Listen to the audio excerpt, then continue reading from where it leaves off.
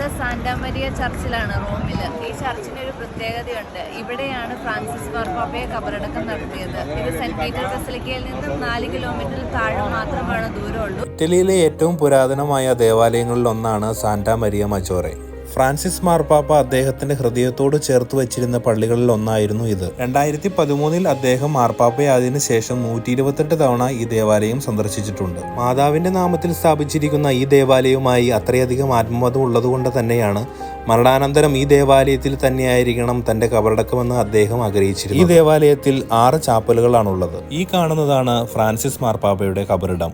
ഇത് സ്ഥിതി ചെയ്യുന്നത് പൗളിൻ ചാപ്പലിന്റെയും ഫോർസ ചാപ്പലിന്റെയും നടുവിലുള്ള ഇടനാഴിയിലാണ്. ഇറ്റലിയിലെ ലിഗൂറിയ മേഖലയിൽ നിന്നുള്ള മാർബിൾ കൊണ്ട് നിർമ്മിച്ച കല്ലറയിൽ ഫ്രാൻസിസ്കസ് എന്ന ലിഖിതവും അദ്ദേഹത്തിന്റെ പെക്ടർ കുരിശിന്റെ പകർപ്പും മാത്രമുള്ള തീർത്തും ലളിതമായ കല്ലറയാണ് അദ്ദേഹത്തിന്റെ ആഗ്രഹപ്രകാരം നിർമ്മിച്ചിരിക്കുന്നത്.